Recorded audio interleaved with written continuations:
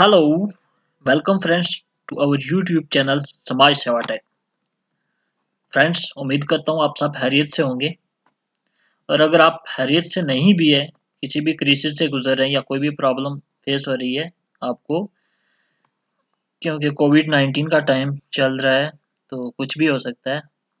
अगर कोई भी ऐसी प्रॉब्लम आप में से किसी भी लाइफ में है, किसी की भी लाइफ में है, तो मैं विश करता हूँ और प्रे करता हूँ कि सब बेहतर हो, अच्छे से हो और आप सब खैरियत से रहें। तो फ्रेंड्स, हम डिस्कस कर रहे थे JKSSP, junior assistant and other related exam का इंग्लिश पोर्शन का सिलेबस। तो लगभग हम 70% सिलेबस इसका ऑलरेडी कवर कर चुके हैं। तो आज हम एक और टॉपिक डिस्कस करेंगे इंग्लिश के सिलेबस में से, और हमारे पास आज का टॉपिक जो है वह है क्लासेस। क्लासेस हम इसकी टाइप्स भी पढ़ेंगे और कुछ हम एक्सरसाइज भी देखेंगे, जो मैं आपके लिए ये एक्सरसाइज लेके आया हूँ, जो खुद से आप इस एक्सरसाइज को सॉल्व करोगे। तो फ्रेंड्स, टॉपिक स्टार्ट करने से पहले मैं आपसे रिक्वेस्ट करता हूँ कि आप हमारे चैनल को जल्द से जल्द सब्सक्राइब कर दें और साथ में लगे बेल आइकन को भी ज़रूर क्लिक कर दें, ताकि हर नई आने वाली वीडियो का नोटिफिकेशन आपको बर वक्त मिलता रहे। तो चलिए हम स्टार्ट करते हैं। 1 2 3 एंड स्टार्ट।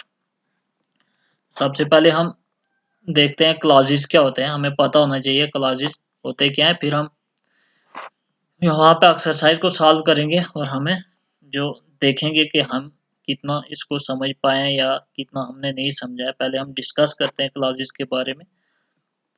क्लॉज बेसिकली एक कंपोनेंट होता है सेंटेंस का। क्या होता है? Clause is a component of a sentence that contains a verb, जिसमें एक वर्ब होती है। Typically A clause contains a subject, इसमें सब्जेक्ट भी होता है, एंड ए प्रीडिकेट। प्रीडिकेट क्या होता है? प्रीडिकेट मीन्स जो कोई भी हमारा वर्क होता है या हमारी वर्ब होती है, इसको मॉडिफाई करना, या उसको हम कह सकते हैं फॉर एग्जांपल जिसमें कोई इंफॉर्मेशन सब्जेक्ट के बारे में हम सेंटेंस में दे रहे होते हैं, वो पोर्शन जो होता है सेंटेंस का या क्लॉज का, उसको हम क्या कहते हैं? प्रीडिकेट। तो प्रीडिकेट को हम कैसे डिफाइन करेंगे? A part of sentence that contains the verb and gives information about the subject. For example, अगर हम कहें, एक सेंटेंस में बोलता हूँ we went to airport. went to airport इसमें आ गया हमारे पास प्रीडिकेट। या हम कहें we went to school.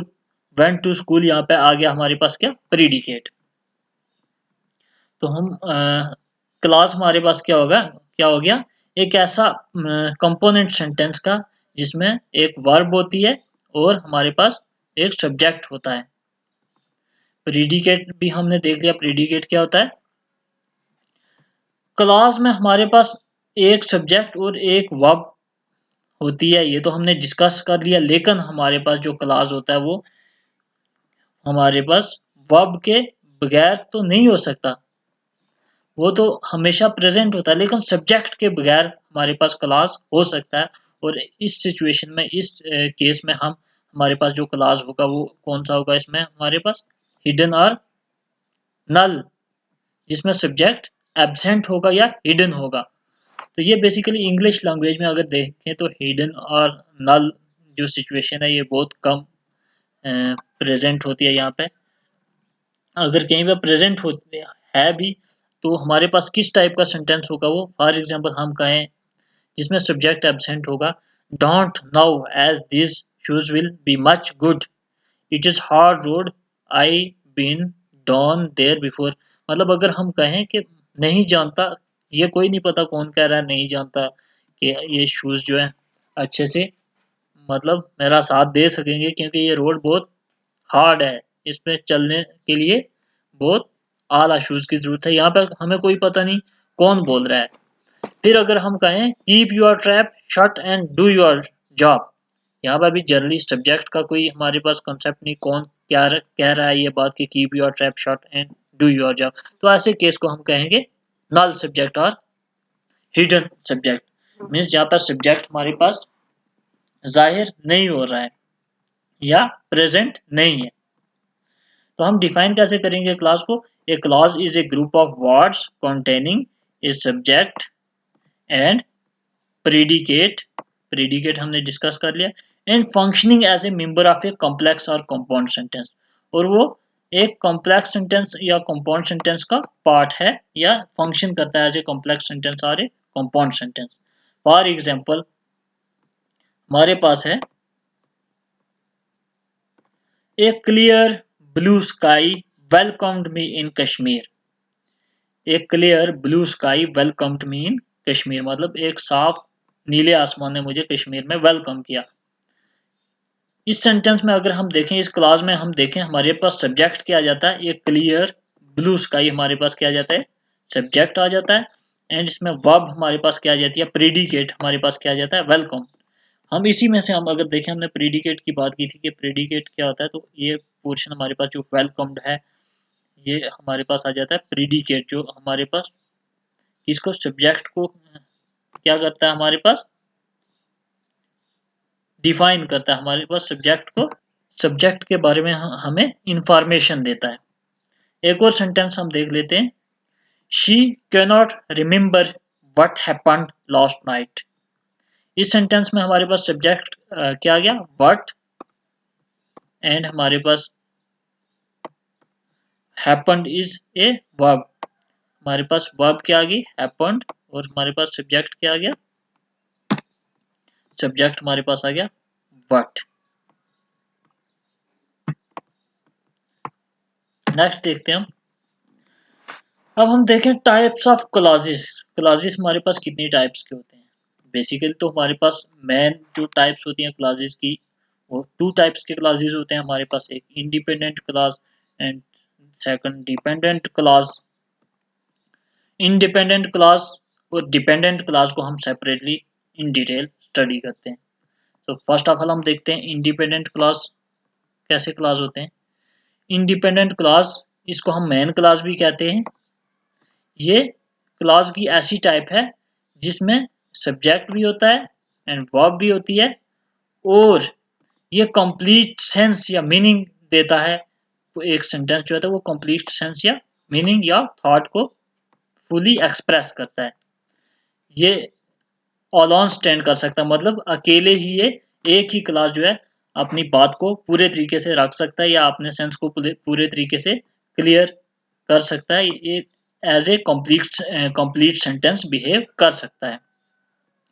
ये क्लास हमारे पास इंडिपेंडेंट क्लास जो है, ये अदर इंडिपेंडेंट क्लास या डिपेंडेंट क्लास के साथ ज्वाइन होके हमारे पास एक कंपाउंड सेंटेंस या एक हमारे पास कहें कॉम्प्लेक्स सेंटेंस भी हमारे पास बना सकता है। ये हमारे पास ज्वाइन इनको कौन करेगा, कुछ कोऑर्डिनेटर्स हमारे पास आ जाएंगे, जैसा कि हमारे पास आ गया एंड, बट, नॉर, और, फॉर, एटसेट्रा।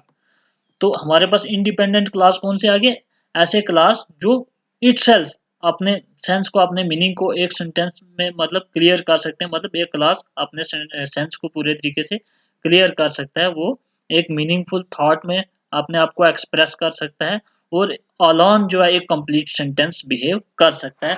और ये क्लास जो हमारे पास दूसरे क्लास इंडिपेंडेंट क्लास और दूसरे डिपेंडेंट क्लास के साथ कोऑर्डिनेटर्स के थ्रू ज्वाइन ओके एक कॉम्प्लेक्स सेंटेंस और कंप्लीट, या फिर हमारे पास हम कहें कॉम्प्लेक्स सेंटेंस या एज ए कंपाउंड सेंटेंस हमारे पास बिहेव कर सकता है।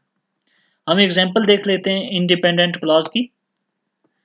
फॉर एग्जांपल, सारा ब्रश्ड हर लॉन्ग गोल्डन हेयर्स। सारा ब्रश्ड हर लॉन्ग गोल्डन हेयर्स, ये हमारे पास कंप्लीट सेंस इसमें हमारे पास दे रहा है, पूरा मीनिंग क्लियर कर रहा है कि सारा ने अपने गोल्डन हेयर्स जो है अपने सुनहरी बालों को ब्रश किया, तो ये कंप्लीट सेंस दे रहा है हमारे पास। फिर देखें हम, Arika enjoys sitting by the fireplace and reading, मतलब अरिका एंजॉय कर रही है फायर प्लेस, आग के पास बैठ के पढ़ रही है और पढ़ाई को एंजॉय कर रही है, तो ये भी हमारे पास कंप्लीट मीनिंग दे रहा है, कंप्लीट सेंस दे रहा है, तो ये भी एक इंडिपेंडेंट क्लॉज आ गया। फिर हम अगर बात करें, the planets revolve around the sun, ये भी एक क्लॉज है और ये भी कंप्लीट मीनिंग दे रहा है कि प्लैनेट्स जो है सन के इर्द गिर्द रिवॉल्व करते हैं, देन अगर हम देखें she can hardly wait to watch the movie, मतलब वो मुश्किल से इंतजार कर सकती है मूवी देखने के लिए, तो ये भी कंप्लीट सेंस दे रही है हमारे पास। तो ये भी एक इंडिपेंडेंट क्लास है। तो आई होप कि इंडिपेंडेंट क्लास आपको क्लियर हो गया होगा। तो मैं एक बार फिर से रिपीट कर देता हूँ, ऐसा क्लास जो अपने मीनिंग को कंप्लीटली जो है एक्सप्रेस करे, या ऐसा सेंटेंस ऐसा जो हमारे पास पूरा सेंस दे, इटसेल्फ अलोन जो है एक कंप्लीट सेंटेंस बिहेव कर सके, वो हमारे पास आ गया इंडिपेंडेंट क्लास। नेक्स्ट देखते हैं हम डिपेंडेंट क्लास। तो वर्ड से ही हमको समझ जाना चाहिए कि डिपेंडेंट क्लास ये कुछ और चीज़ों पर भी डिपेंड करेगा, ताकि वो कंप्लीट मीनिंग या अपनी थॉट को जो है कंप्लीटली एक्सप्रेस कर सके। तो हम इसको देखते हैं क्या है हमारे पास। Dependent clause is also known as subordinate clause. अगर आपको कोई पूछे कि डिपेंडेंट क्लास को हम और क्या कहते हैं, ये तो JKSSB एग्जाम्स में ये नहीं पूछे जाने वाला, ऐसे आपकी नॉलेज के लिए मैं बता दूं कि अगर आपको कोई पूछे कि डिपेंडेंट क्लास को हम और क्या कहते हैं, तो आप क्या बताएंगे, उसको हम क्या कहते हैं, सबऑर्डिनेट क्लास। जैसा कि name suggest, A clause which can not stand alone, जो अकेले मतलब मीनिंग को क्लियर नहीं कर सकता या सेंस को क्लियरली एक्सप्रेस नहीं कर सकता, तो उसको हम क्या कहते हैं, डिपेंडेंट क्लास। ये क्लास जो है इसमें भी हमारे पास सब्जेक्ट भी होता है, देन वर्ब भी होता है, but does not express A complete thought. मतलब इनमें सब्जेक्ट भी इंडिपेंडेंट क्लास की तरह सब्जेक्ट और वर्ब दोनों इसमें होते हैं, लेकिन ये अपनी थॉट को कंप्लीटली हमारे पास एक्सप्रेस नहीं कर पाता है। जो हमारे पास थॉट या आइडिया है एक डिपेंडेंट क्लास प्रेजेंट करता है, वो अनफिनिश्ड होता है, मतलब कंप्लीट नहीं होता है। ये डिपेंडेंट क्लास हमारे पास जो है, ये इसको हम ज्वाइन करेंगे किसके साथ, सबऑर्डिनेट्स के साथ, विद एन अदर क्लास, तब जाके ये हमारे पास क्या देगा, मीनिंगफुल सेंटेंस हमारे पास ये बनेगा। मतलब हम इसको सबऑर्डिनेट्स के थ्रू ज्वाइन करेंगे एक और क्लास के साथ, तो तब जाके ये हमारे पास कंप्लीट मीनिंग देगा। तो डिपेंडेंट क्लास हमारे पास क्या आ गया, जो अलोन स्टैंड नहीं कर सकता, अलोन जो है अपना मीनिंग को क्लियर नहीं कर सकता, नहीं मीनिंग को एक्सप्रेस नहीं कर सकता, और ये हमारे पास अदर क्लॉज के साथ ज्वाइन जब होगा, तो ज्वाइन होने के बाद ही वो अपना मीनिंग एक्सप्रेस पूरा मीनिंग एक्सप्रेस कर पाएगा। तो ऐसे क्लास को हम क्या कहते हैं, डिपेंडेंट क्लास। तो कुछ एग्जांपल्स हम देखते हैं डिपेंडेंट क्लास की। हमारे पास आ गया for example, if that's a corn sandwich I am having it, if that is a corn sandwich I am having it. फिर है हमारे पास, they went for a walk while the sun was still out. अगर हम देखें हम हमारे पास ये दो चीजें ज्वाइन होती हैं हमारे पास। यहाँ पे आ गया if that's a corn sandwich, अगर वो मतलब कॉर्न का सैंडविच है, तो यहाँ पे आधा मीनिंग दे रहा है, हमारे आधा सेंस दे रहा है। अब हमें आगे पता नहीं आगे क्या होगा अगर वो कॉर्न का सैंडविच है, तो मतलब उसने कहा कि अगर ये कॉर्न का सैंडविच है आई एम हैविंग इट, मैं इसको मतलब फिर ले सकता हूँ। तो अब यहाँ पे सेंस क्लियर हो गया। फिर अगर हम देखें they went for a walk while the sun was still out, यहाँ पे हमारे पास क्लॉज आ गया while the sun was still out. तो हमें ये तो हमें बता रहे हैं कि while the sun was still out, इस दौरान के सूरज अभी मतलब बाहर ही था, मतलब अभी डूबा नहीं था। तो हम इसके साथ दूसरा क्लॉज ज्वाइन करेंगे, तो हमारे पास मीनिंग क्लियर होगा। फॉर एग्जांपल हमने इसके साथ ये ज्वाइन किया, दे वेंट फॉर ए वॉक, मतलब वो वॉक पे गए किस टाइम के, जब अभी सूरज डूबा नहीं था, सूरज अभी प्रेजेंट था। देन अगर हम देखें, I am not cleaning the dishes unless Parker helps, यहाँ पे अनलेस पार्कर हेल्प्स ये हमारे पास क्लॉज आ गया, ये डिपेंडेंट क्लॉज आ गया। इसके साथ हमने एक और क्लॉज या कुछ सबऑर्डिनेट्स ज्वाइन किए, तो तब जाके इसने मीनिंग को क्लियर किया। फॉर एग्जांपल हमने इसके साथ ज्वाइन किया, I am not cleaning the dishes, इसके साथ हमने ये ज्वाइन किया, तो इसका मीनिंग निकला अनलेस पार्कर हेल्प्स, मतलब I am not cleaning the dishes, कि मैं डिशेज को क्लीन नहीं करने जा रहा हूँ तब तक कि पार्कर मेरी हेल्प ना करे। तो अगर यहाँ पे हम सिर्फ अनलेस पार्कर हेल्प्स देखें, तो ये कंप्लीट मीनिंग हमारे पास नहीं दे पा रहा है। Similarly when she was dating Peter she had an accident. अब इसने बोला यहाँ पर क्लॉज है हमारे पास when she was dating Peter. ये बात तो होगी कि जब वो पीटर के साथ डेट पे थी। अब आगे क्या हुआ क्या नहीं हुआ वो कुछ पता नहीं। तो जब हम इसके साथ दूसरा क्लॉज ज्वाइन करेंगे तभी जाके मीनिंग क्लियर होगा। फॉर एग्जाम्पल हमने इसके साथ ज्वाइन किया शी हैड एन एक्सीडेंट, मतलब वो एक हादसे का शिकार हो गई। तो अब जाके इसका मीनिंग क्लियर होगा। तो डिपेंडेंट क्लॉज कौन से हो गए हमारे पास, जो आलान स्टैंड नहीं कर सकते, आलान मीनिंग को क्लियर नहीं कर सकते, और उसके साथ जब हम कुछ दूसरे सबऑर्डिनेट्स या दूसरे क्लॉज ज्वाइन करेंगे तभी जाके वो अपने मीनिंग को क्लियरली और कम्प्लीटली एक्सप्रेस कर पाएगा। नेक्स्ट अगर हम देखें डिपेंडेंट टाइप्स की कुछ सब क्लासेस भी आगे। सबसे पहले हम देखेंगे the dependent clause are further categorized as noun clauses. मतलब इनकी कौन कौन सी टाइप आ गई हमारे पास डिपेंडेंट क्लॉज की। नॉन क्लॉज आ गया हमारे पास, एडजेक्टिव क्लॉज आ गया हमारे पास, देन एडवर्ब क्लॉज आ गए। तो हम वन बाय वन इनको स्टडी करते हैं। Noun clauses, first of all हम देखते हैं नॉन क्लॉजेस कौन से है। नॉन क्लॉज एक ऐसा ग्रुप ऑफ वर्ड है जो एक वर्ब के साथ और एक सब्जेक्ट के साथ मिलके एक नॉन की तरह एक्ट करे। मतलब noun clause is a group of word with a verb and a subject, जिसमें एक वर्ब भी है और सब्जेक्ट भी है, और वो एक्ट करे एज ए नॉन, एक नॉन की तरह बिहेव करता है। ये क्लॉजेज जो है ऑफन बिगन विद वर्ड्स, ऐसे वर्ड्स के साथ। फॉर एग्जांपल हमारे पास that, what, when, how, who, why, where extra, इन वर्ड्स के साथ जनरली स्टार्ट होते हैं।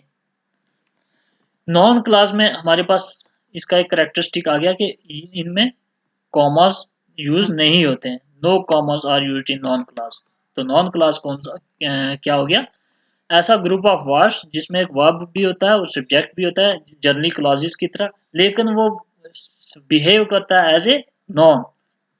और ये जनरली बिगन्स किसके साथ होते हैं, that, what, when, how, who, why, where etcetera. और इसका एक टिपिकल कैरेक्टरिस्टिक ये है कि ये इसमें कॉमास का यूज नहीं होता है। For example how she behaved was not acceptable. हमने बात की थी कि इन वर्ड्स के साथ फॉर एग्जाम्पल हाउ इसके साथ स्टार्ट हुआ, ये हाउ शी बिहेव्ड, उसने कैसा बिहेव किया, मतलब जैसा बिहेव किया, वाज नॉट एक्सेप्टेबल, वो एक्सेप्टेबल नहीं था। तो ये एज ए नॉन बिहेव कर रहा है यहाँ पे हमारे पास ये क्लॉज। देन हम देखें he didn't know where he was, कि वो नहीं जानता कि वो कहाँ था। वेयर ही वाज यहाँ पे as a noun clause behave कर रहा है, लेकिन ये डिपेंडेंट क्लॉज की एक टाइप है। और डिपेंडेंट टाइप की क्लॉज की कौन सी टाइप है, नॉन, नॉन क्लॉज। और यहाँ पे जो क्लॉज होगा वो एज ए नॉन बिहेव करेगा। और सिमिलरली इन जनरल जैसे कि डिपेंडेंट क्लॉज का करेक्टरिस्टिक था कि वो अकेले मीनिंग को क्लियर नहीं कर रहे, और उनके साथ कोई दूसरा क्लॉज या कोई सबऑर्डिनेट मिलेगा तो मीनिंग क्लियर होगा। सिमिलरली सेम केस है यहाँ पे भी, लेकिन सिर्फ यहाँ पर बात अलग कौन सी है, जो यहाँ पे हमारे पास वर्ब और सब्जेक्ट कुछ वर्ड्स ग्रुप ऑफ वर्ड्स में होंगे वो एज ए नॉन बिहेव करेंगे। जैसा कि हमारे पास आ गया हाउ शी बिहेव्ड, उसने कैसे बिहेव किया, ये एज ए नॉन यहाँ पे एक्सप्रेस हो रहा है। और सेकंड सेंटेंस में अगर हम देखें वेयर ही वाज, यहाँ पे where he was as a noun behave करेगा। For example he didn't know, ये हमारे पास वर्ब आ गई यहाँ पे, और वेयर ही वाज ये हमारे पास नॉन क्लॉज आ गया। सिमिलरली हम देखें she knows that her business will be successful. She knows that, यहाँ पे शी नोज दैट ये as a noun clause behave करेगा। Her business will be successful, कि उसका बिजनेस सक्सेसफुल हो जाएगा। सिमिलरली हम एक और सेंटेंस में देखेंगे Billy is not sure where he went, मतलब बिली को कुछ यकीन नहीं कि वो कहाँ गया, कुछ पता नहीं वो कहाँ गया। वेयर ही वेंट यहाँ पर भी एक as a noun clause behave करेगा। तो क्लॉज इसमें वेयर ही हम अगर बात करें इसमें वर्ब भी होती है और सब्जेक्ट भी होती है। वेयर ही यहाँ पे एज ए सब्जेक्ट और वेंट यहाँ पे एज ए वर्ब बिहेव करेगा। सिमिलरली यहाँ पे हम देखें where he was as a noun clause behave कर रहा है। वो हाउ शी बिहेव्ड यहाँ पे how she as a noun clause subject behave करेगा। और बिहेव्ड एज ए वर्ब यहाँ पे बिहेव करेगा, इस्तेमाल होगा। देन अगर हम इसकी सेकंड टाइप की बात करेंगे, हमारे पास आ जाता है एडजेक्टिव क्लॉज। एडजेक्टिव क्लॉज को हम देखते हैं वो क्या होता है। An adjective clause is also known as the relative clause. आपकी नॉलेज के लिए कि एडजेक्टिव क्लॉज को हम और क्या कहते हैं, तो उसको कहते हैं हम relative clause. These clauses modify the noun और the pronoun in the sentence. ये क्लॉजेस क्या करते हैं, एक नॉन या प्रोनाउन को क्या करते हैं, मॉडिफाई करते हैं एक सेंटेंस में। It answers the questions such as what kind, how many, which one। मतलब ये कैसे क्वेश्चंस का आंसर करता है, हमारे पास एडजेक्टिव क्लॉज। फॉर एग्जांपल हमारे पास है what kind, how many, which one। इस टाइप के क्वेश्चंस के आंसर करता है क्या, एक एडजेक्टिव क्लॉज। हम एग्जांपल देखते हैं इसकी। हमारे पास आ गया women who are not married are called spinster। women who are not married are called spinster। Delhi is the city where I was born। अब यहाँ पे हम बात करेंगे, हमारे पास आ जाता है for example women who are not married are called spinster. तो हमने बोला था कि एडजेक्टिव क्लॉज क्या कहता है, कुछ क्वेश्चंस के आंसर देता है किस किस्म के, for example what kind, how many, which one. तो यहाँ पे called spinster are called spinsters, तो ये कुछ क्वेश्चन का आंसर दे रहा है। हु आर नॉट मैरिड मतलब जो मैरिड नहीं है, ऐसी वुमेन उनको हम क्या कहते हैं, आर कॉल्ड स्पिंस्टर्स। तो ये हमारे पास एडजेक्टिव क्लॉज आ गया। Similarly Delhi is the city where I was born. ये भी मतलब आंसर कर रहा है कि Delhi is the city, Delhi वो सिटी है जहाँ पे वेयर आई वाज बोर्न, जहाँ मैं पे पैदा हुआ था। Similarly the dairy which is black, the diary which is black is mine. यहाँ पे हमें बता रहा है कि वो डायरी जो ब्लैक है वो मेरी है। Which is black is mine, ये भी एडजेक्टिव आ गया, हमारे पास एडजेक्टिव क्लॉज आ गया। कुछ क्वेश्चन का आंसर दे रहा है कि कैसी डायरी, ब्लैक कलर की डायरी वो मेरी है। तो हमारे पास एडजेक्टिव क्लॉज कौन से आ गया, हम अगर डिस्कस करें इसको, हम एक बार फिर से हम इसको देखें तो ऐसे क्लॉजेस जो जिनको हम रिलेटिव क्लॉज भी कहते हैं, जो मॉडिफाई करते हैं नॉन को या प्रोनाउन को किसी भी सेंटेंस में, और कुछ क्वेश्चंस के कैसे क्वेश्चंस के आंसर करते हैं, for example what kind, how many, which one, etcetera.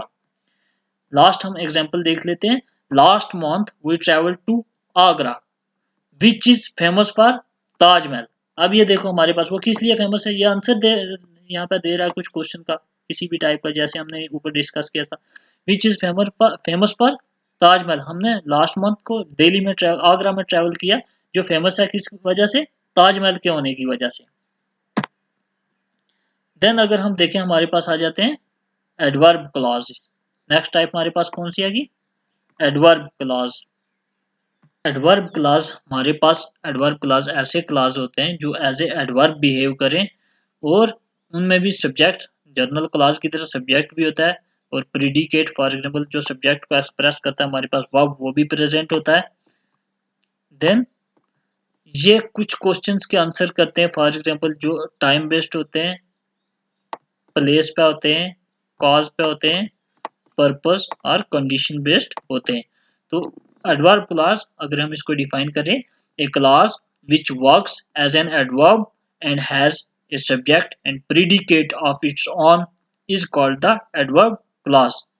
Adverb clause often answer questions like questions of time, place, cause, purpose, condition, etc.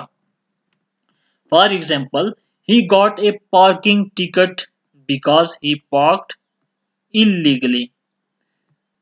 हमने जैसे कि ऊपर देखा कि time, place, cause, purpose, condition like question के answer करता है यहाँ पे, उसको हमारे पास यहाँ सेंटेंस में अगर देखें, he got a parking ticket, उसको पार्किंग टिकट मिली बिकॉज ही पार्क्ड इलीगली। क्यों मिली, यहाँ पे इस क्लास में हम एडवर्ब क्लास में अगर देखें हम, क्यों मिली उसको, बिकॉज ही पार्क्ड इलीगली। अगर आपको क्वेश्चन आए कि इस क्वेश्चन में आपको बताना है कि इसमें कौन से टाइप का क्लास यूज हुआ है, इस टाइप के क्वेश्चन आ भी सकते हैं, तो हम सेंटेंस को देखेंगे, ये आंसर कर रहा है कुछ कॉज पे, बिकॉज यहाँ पे आ गया कुछ, मतलब कॉज पे ये बेस्ड है। उसको टिकट, पार्किंग टिकट क्यों मिली, क्योंकि उसने इलीगली पार्क किया, गाड़ी को इलीगली पार्क किया इसलिए उसको पार्किंग टिकट मिला। सिमिलरली हम सेकंड सेंटेंस देखते हैं, when she one the lottery. When she won the lottery, she decided to buy a car.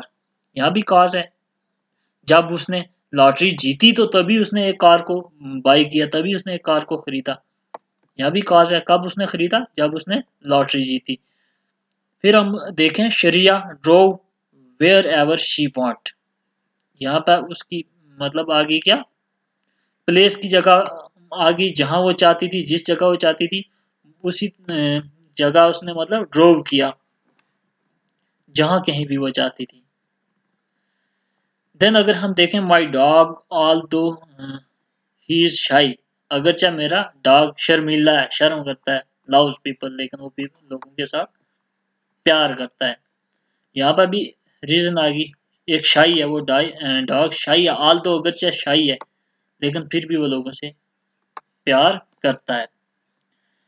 तो आई होप कि ये भी आपको समझ आ गया होगा। एडवर्ब क्लास ऐसे क्लास जिसमें एक सब्जेक्ट एक एंड ए प्रीडिकेट एज, जैसा कि हमारे पास एक जर्नल क्लास में होता है, दोनों चीज़ें इसमें भी होती हैं, लेकिन इसमें डिफरेंस क्या होता है, जो क्लास हमारे पास प्रेजेंट होता है वो एज ए एडवर्ब बिहेव करता है, और कुछ क्वेश्चंस जो टाइम बेस्ड पे या प्लेस पे या कॉज या पर्पस और कंडीशन बेस्ड होते हैं उनके आंसर दे रहा होता है। ऐसी क्लास को हम क्या कहते हैं, एडवर्ब क्लास।